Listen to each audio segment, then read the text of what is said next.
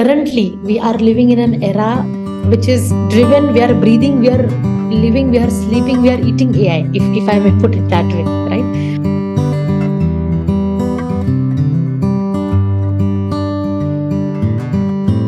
Hi guys, welcome to LDFS podcast. Today we have a very special guest with us. She has a dynamic personality. She is a Pi Fletcher Award holder. She's an international merit holder. She is the co-founder and CEO of DentalDost. DentalDost has been awarded as the most innovative dental startup of the year at the Leaders Award 2022. She is passionate dentist who believes that everyone should have access to the healthcare. Today, we will be talking about a lot of interesting facts like what will be the future of dentistry, what role does AI, artificial intelligence, has a role to play in it, and also how, as dentist, we can be part of her mind blowing journey that is DentalDost. Stay tuned to know more. So let's welcome Dr. Vidhi Bhanushali.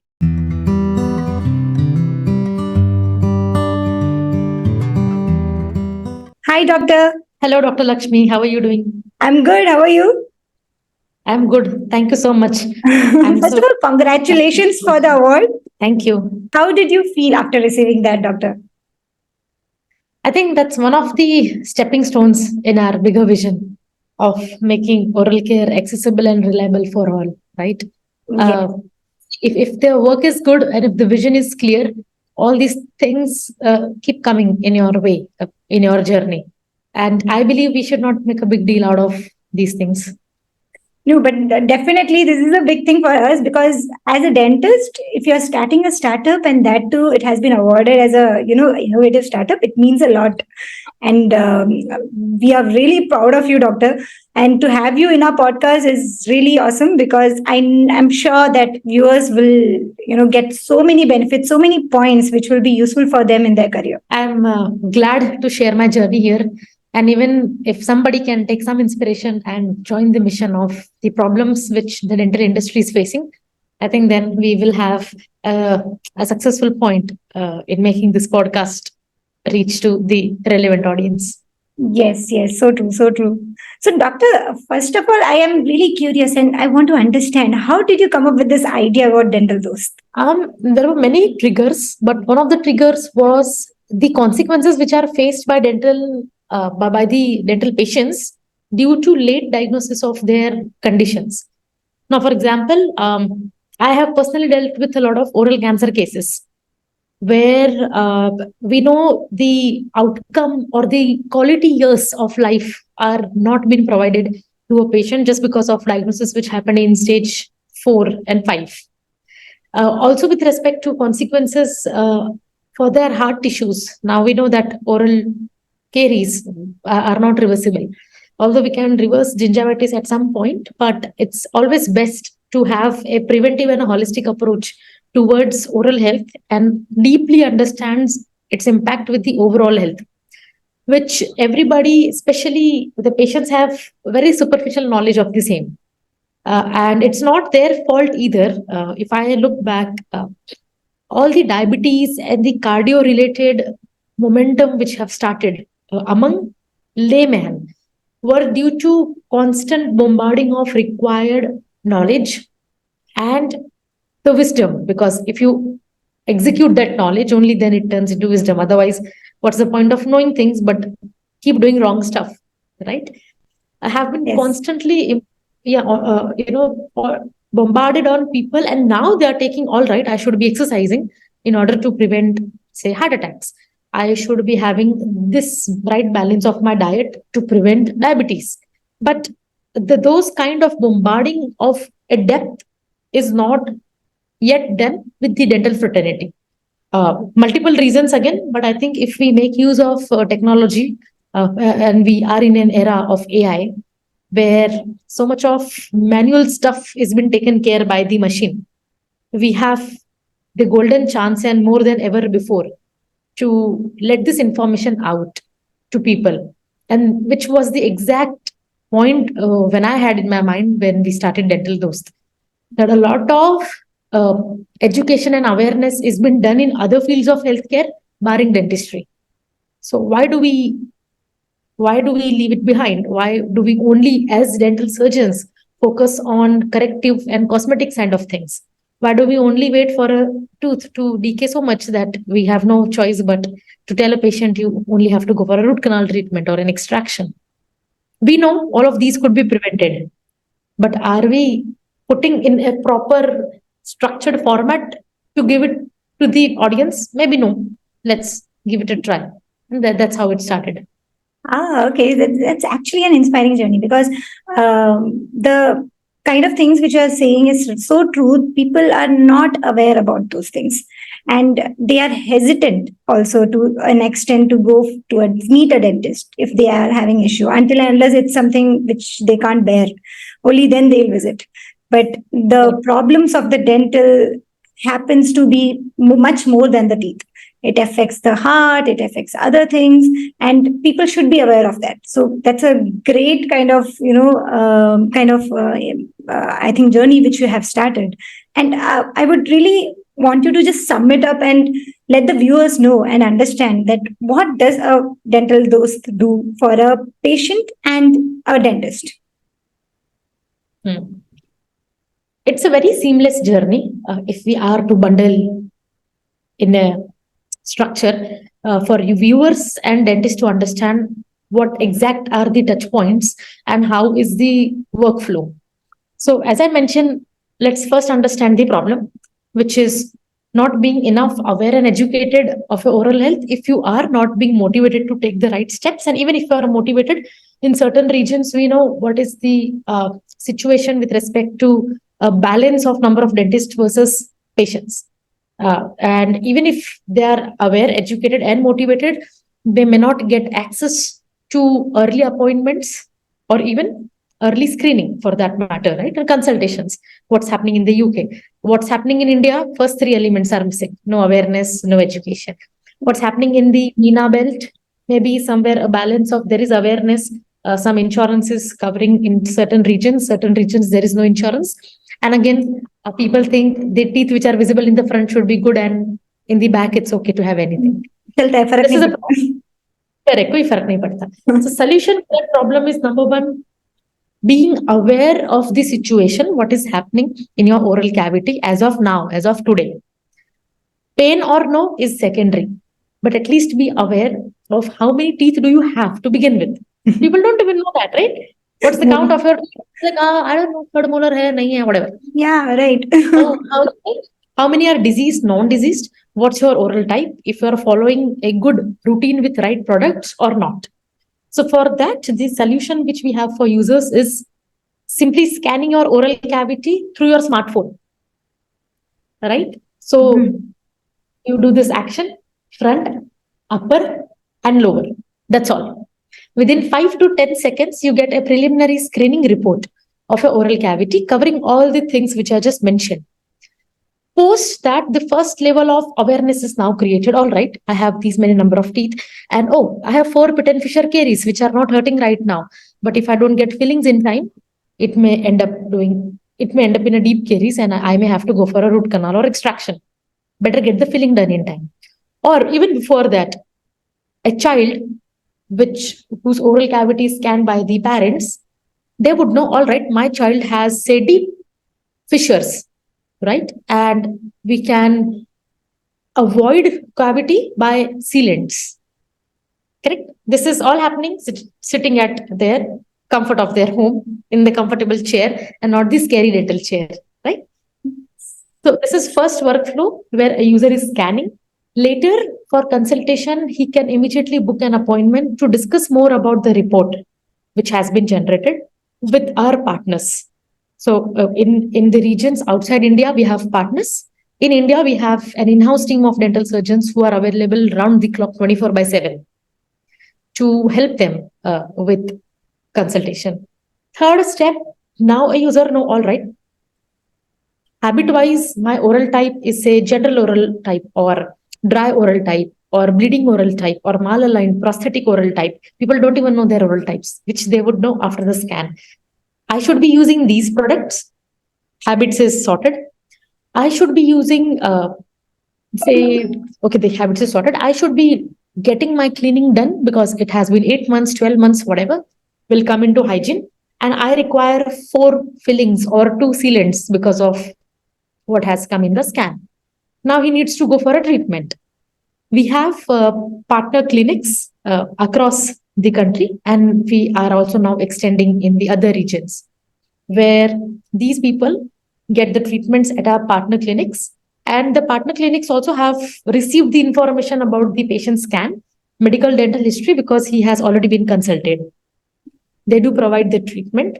After providing of the treatment, post treatment scans are uploaded on the app, where a user in real time can see, all right, my score was 4.6, and now after taking these steps, it has come to 8.5.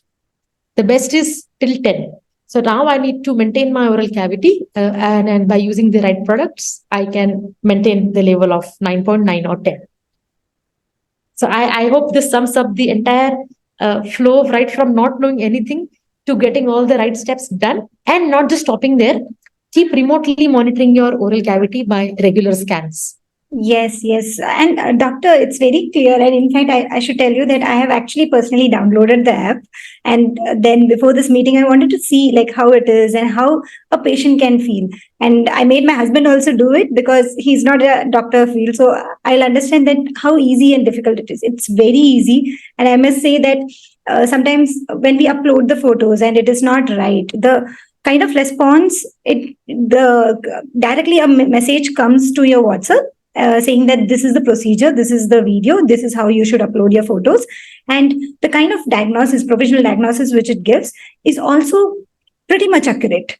I should say that I never expected that a AI will have such a kind of accuracy. So how did you get that, and what do you think is the future of AI in dentistry? Right. I was about to come there, right? The kind of speed and accuracy which you experienced along with a seamless journey of scanning couldn't have been possible if we did not have the kind of data which are proud to hold and the processes which we have set in the system. For example, a machine takes anywhere around, say, 50,000 to 70,000 odd photos just to understand the difference between central, lateral incisor, canine, premolars, and molars. So, in order to fetch and make these algorithms capable of understanding 36 hard tissue diseases, right, from stains. That's a big pool. A big pool, stains, calculus, malaline, fracture, pit and fissure, deep caries, whatever. We have trained almost about 1 million photos. Oh God, that's huge. Yes, and the earlier adoption or the collection of data was all manually.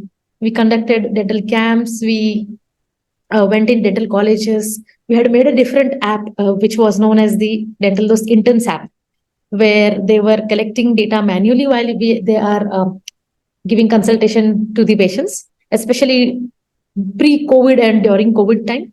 And of course, we had their consent because we'll be using this in our machine learning training cycles. And are you giving consent for us to use that data? Of course, in the back end, nothing is published. And so was the journey of the collection of first couple of lakh of images which we had put. And now training and retraining of the same data is where you see the accuracy going up. Second hurdle was to have a system where we are putting these images for training in order to put it in the machine to take it all in. So it's the right combination of dental surgeons trained to annotate and a right team of data scientists and engineers to take in all of that information and put it or create the right models. Right? That was challenging because dental surgeons in general, it was a lot of problem to train them to use these complicated softwares. Right? I can understand we are little technologically backwards. Not backwards, I should say, but we are not so pro in the technology and all those things. Correct. We are the dental surgeons and medical professionals in general are a little bit challenged. Yes. If we put it right? But we thought, okay, let's achieve one more milestone by making them technologically advanced and breaking these barriers of being challenged. And I'm so proud we could do that. And later, now we have automated the entire thing about how do we select the images which are of the right quality and facts which we need to put in the system. They are labeled, annotated. We have 3 level of moderations because we cannot put any data, right? So dental surgeons are doing it, and then we have 2 levels of moderation over that, and only then we give it to our machine learning engineers. They are putting into the system. The model is being trained again and again, and outcome has been experienced by you. Great. And that's I think you have summed it in a very simple manner, but I am sure there must be a lot of hard work which goes into it. From starting from the collection of the data to making the AI and creating all these platforms, you must have gone through and learned a lot of things in that, because you are from a dentistry background and you were correct me if I'm wrong, but I've heard your interviews where you have told that you loved doing clinical treatments. And from a dentist who is doing a clinical treatments and going into a different field, like a CEO where you are doing different things, you are wearing different hat every day, you're doing marketing, you're doing growth, etc. How was that journey? Was it very difficult, and do you miss doing the treatments? Journey was super challenging, and it still is. Why it still is? Not because I miss doing treatments. That was the initial phase. Because as we know, if we are very good clinicians, it's not easy to give up on your practice completely and just be focused on this. And that's why when I had started, I was balancing both practice and DentalDost, which, by the way, we are coming up with some news. But once it is done, I'll pass on it to you. Awesome. So you can take the announcement, right? So initially there was this balance, but later on, as the growth started kicking in, the traction, demand for constantly, there are a lot of things in a startup. And startup and practice both are full time. And I thought we cannot do 2 things full time. And I gave my clinic up to one of my colleagues to run it full time. And I was like, okay, I'm not now looking in that direction anymore. This is the path which I have chosen. And let's give our 200% here. And I think that inspired a lot of other doctors also to give up on the clinical practice and be full time in non-clinical or digital or AI based. Because if you see, Dr. Lakshmi, like 3 years back, all these avenues were not talked about. Some of them didn't even exist. Yeah. And especially in India, as dental surgeons, we just had 2 choices: either your practice or an academician. You just, and thinking anything beyond it was like maybe you're not good at it at clinical practice, and isliye you are choosing all of these other buckets. Right? Yes, it is so common. I should say it is common. Like people think आप उसमें अच्छे नहीं हो, इसीलिए आपने non dental या कुछ और field में आप गए हो. Right. But after COVID, the way professionals started looking at other avenues have changed. And I believe it has changed for good. Right? First thing. Second, now the interesting challenge in the journey is juggling between, as you'd mentioned, between the role of chief dental surgeon, the role of CEO, the role of somewhere helping in the product and growth and tech, but again not being so immersed that we are not being able to do other roles which we are into full time. And obviously, in a startup, you won't get people who are able to independently do end-to-end operations if they are put in a certain role. In the first couple of early years, you need to handhold them. And so the main leadership team always gets overstretched. And you're always thinking now, all right, we have everything, all of these on priority 1. We have a list of priority 1, 2, 3, but one may itte sare cheeze, and how do we, do this? Right. But I think being honest, transparent, and open with your core team helps. So if you say, all right, now I'm getting overstretched, and this is also of importance, and that's also of importance, how do we deal with it? You won't know the kind of solutions which you're getting from your team members. So it's not always that you're alone in this journey. It's very important to be open, transparent, uh, so that it's okay to sometimes announce your weaknesses. Then showing a bold face and messing up with things more. Right. So it's a very interesting balance which you have to maintain. That's actually very interesting because, as you mentioned, there must be a lot of hurdles which you have gone through, which nobody else know, because you are there in that journey from quite a long time. And as you mentioned that you have to handhold every role, because the vision is something which only you know, and you have to make them other people understand that okay, this is the vision and this is what your role is. So, what was the biggest hurdle that you have faced? I know there must be many, but any one which you remember clearly and which was one of the most difficult? I think out of all the hurdles and challenges which we face on daily and monthly and quarterly and yearly basis, for a startup like ours, where innovation is the core, and later will come the adjacencies and the disrupting of models, if at all required. To strengthen the core, we need to make people understand the importance of AI in healthcare for both professionals and consumers, and to adopt to the new changes which are happening. And when it comes to giving evaluation, or when it comes to giving any number that you would require this many number of years or capital in order to go from this stage to that stage and then have a non-ending traction, it's very difficult. How would you put a number to some innovation?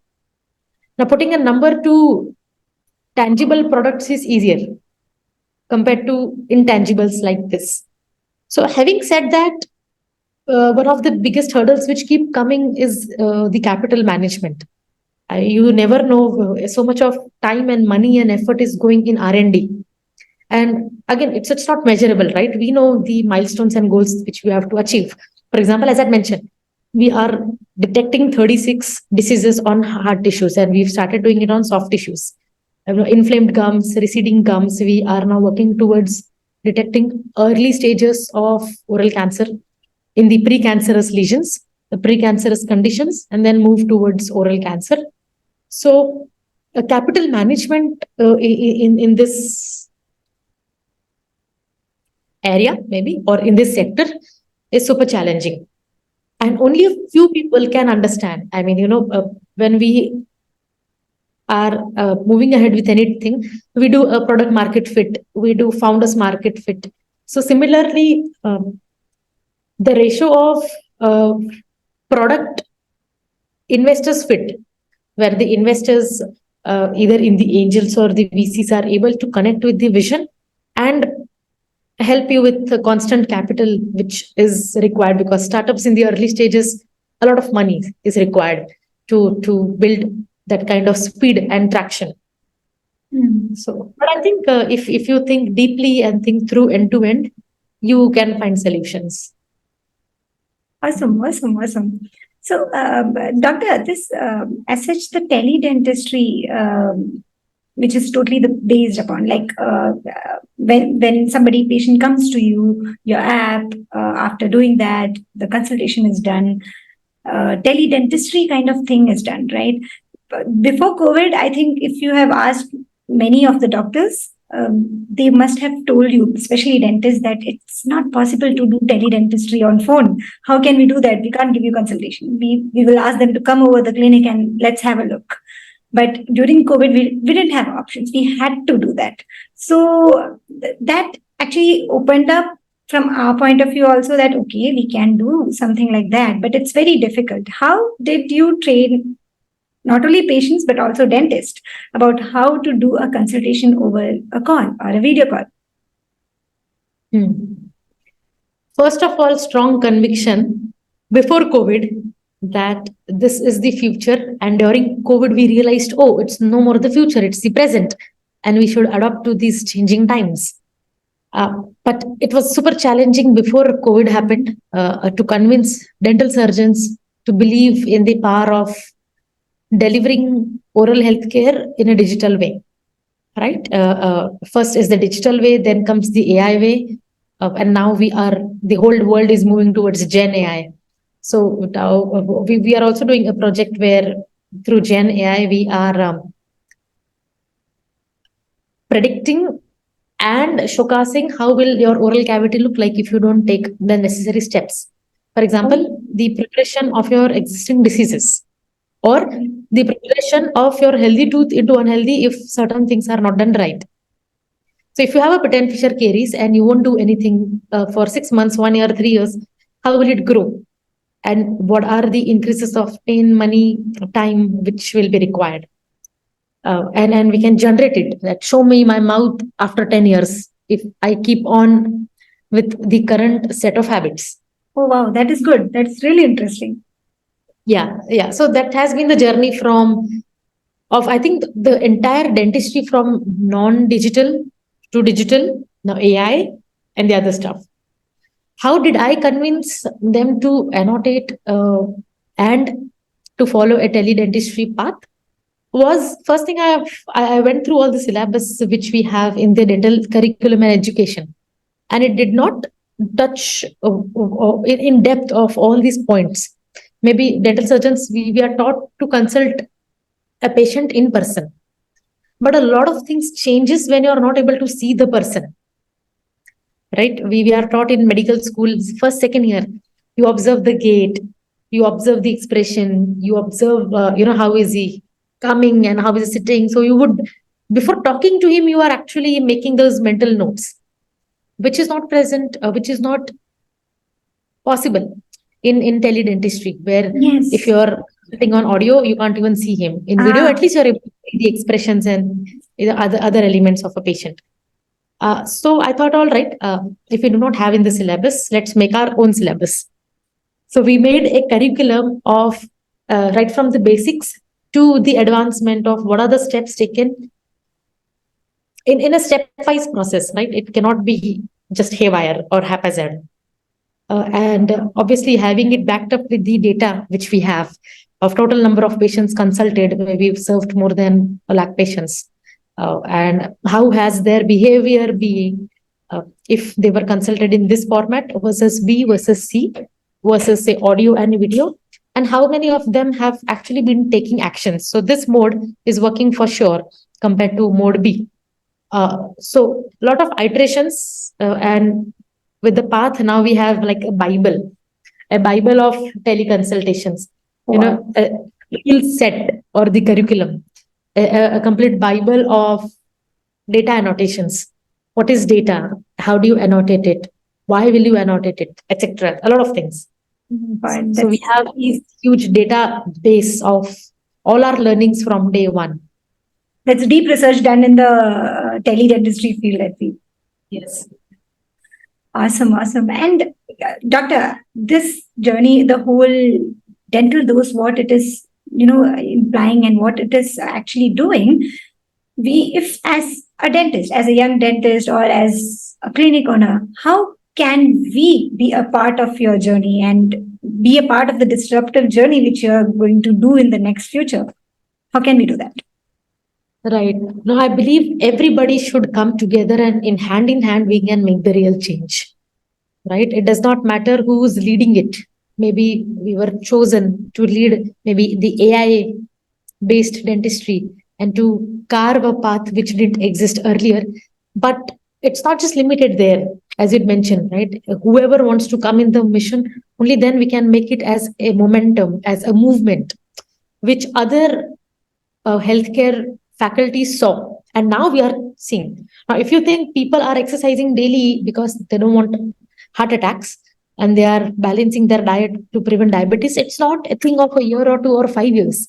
All of these bombarding started at least 20 years back. So it takes around 2 decades to see the real change in consumer mind.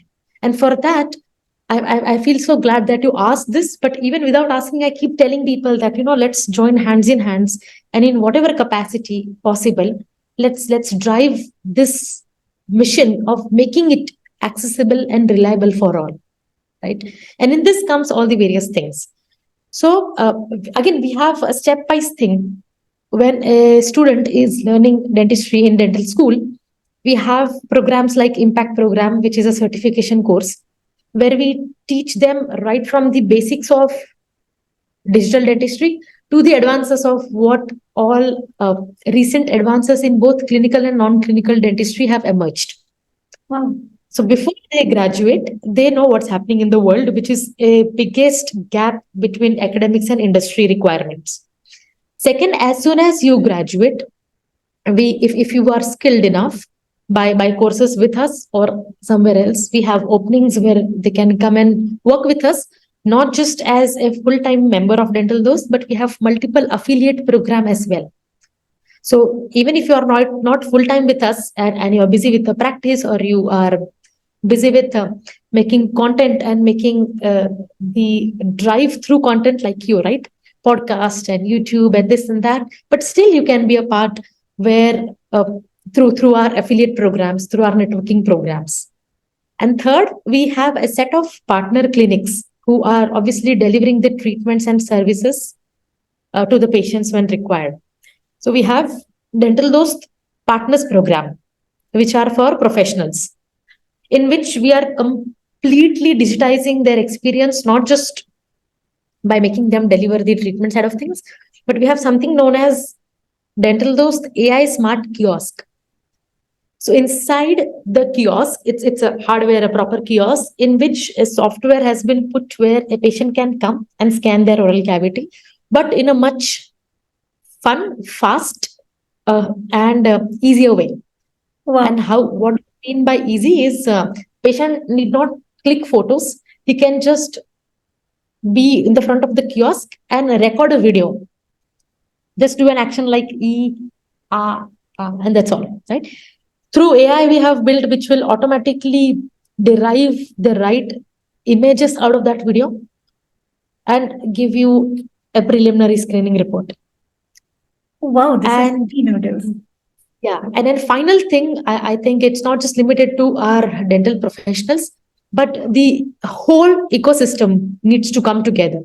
So we have various such plans for hospitals and dental colleges where we are giving access to our technology through kiosk. Wow, that's good. So there are so many ways in which you can, be with us and take this ahead. Yes, I would really, ask my viewers to definitely go through whichever phase you are. You have actually elaborated for every phase, there is an opportunity to be a part of your journey. I think everybody should do it, and even I will do it. I'm definitely gonna do it because this is something which is the future of dentistry, and we should always be a part of the future of the dentistry. That's definitely there. So, Doctor, we had so many chats, so many discussions about so many different things about DentalDost, how AI will be the future of dentistry, how it can help, what is teledentistry, how the future can be better with teledentistry. Thank you so much for coming into our show and expressing all the vulnerabilities, the hurdles which you have faced, the problems which you have faced, because many people have this thing in their mind that अगर मैंने dental clinical dentistry छोड़ दिया तो बड़ा problem है, but you have made it a point that नहीं, ऐसा नहीं है कि हम लोग का if clinical is not good then only we have to shift to the other one. If we are passionate about something which we want to create in the future, that's definitely a path for that. Thank you so much for coming into our show and sharing all those points, Doctor. Thank you, Dr. Lakshmi. I just want to add one line before we conclude, right? AI is not the future, it is the present. Currently, we are living in an era which is driven, we are breathing, we are living, we are sleeping, we are eating AI, if I may put it that way, right? So we cannot exclude our profession from getting into the whole chakra of AI. And I think the companies who are building AI, the only thing we should be taking care of is of responsible AI, which I think we are. We are using AI for the betterment of patients and doctors and the other members in the ecosystem which are involved. And you're wise if you are updating and changing with time, right? If you are not and just sticking to, say, orthodox traditional thought process, you know that the sticks which are very stiff break, but the flexible ones will sway along with the changing of winds, but be there, and they are more sustainable and they'll exist for longer. And so it's wise for everybody to have an open mind towards change, and yeah, be on that path. Superb. Thank you so much, Doctor. Thank you so much for sharing so many things. It was a pleasure Thank you. to have you on the show. Thank you. Bye. Take care. Bye.